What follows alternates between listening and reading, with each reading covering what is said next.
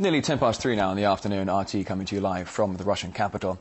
It's the kind of information that fuels conspiracy theorists everywhere.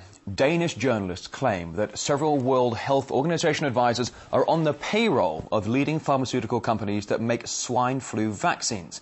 We're now joined by Louise Voller from Copenhagen. She's a journalist at the Danish Daily Information newspaper and co-author of the report. Hello to you, Mrs. Voller. Thank you very much in advance for joining us today. I'll get straight to the point. So, what is the connection between the WHO and big pharmaceutical companies? Well, the biggest problem seems to be that we don't know enough. There's not enough transparency on financial disclosure on the expert groups used by WHO. So, when in time of crisis such as swine flu pandemic, WHO gather an expert group to find out what are the recommendations. What are the recommendations of the vaccine, of the disease, and so on. What we do know is that the pharmaceutical industry is present at the meetings of WHO expert groups, but what we don't know is what they talk about.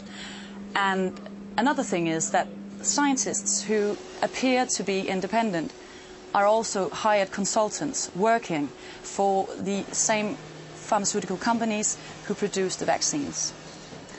This is clearly an issue that needs to be taken care of. Right. Well, certainly this is a bit of a potentially touchy subject for not just the pharmaceutical companies, but for the WHO as well. I mean, how do you think the WHO will react to your report?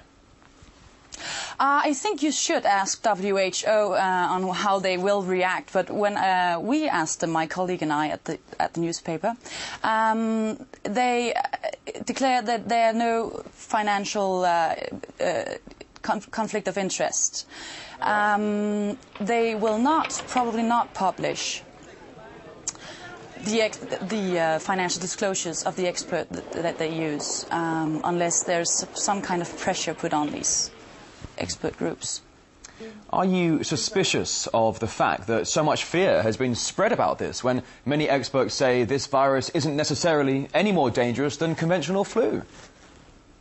Well, I'm not really a scientist, and I don't know. I'm not know enough about swine flu to talk about swine flu. But what I think the original fear was that this virus would mutate in some way, which is, you know, reasonable doubts that it could.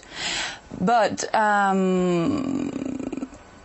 if we look at the facts, the pandemic broke out 11th of June this year.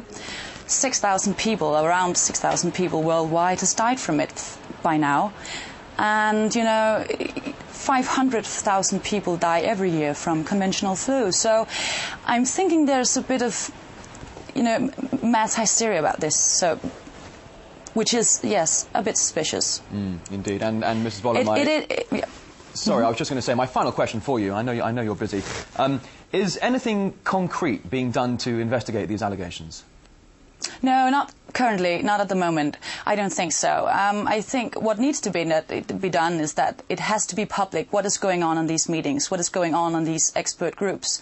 Who are the people working for WHO and who else are they working for? Indeed. And that was Louise Voller from the Danish Daily Information. Thank you very, very much for your time. That certainly is fascinating stuff.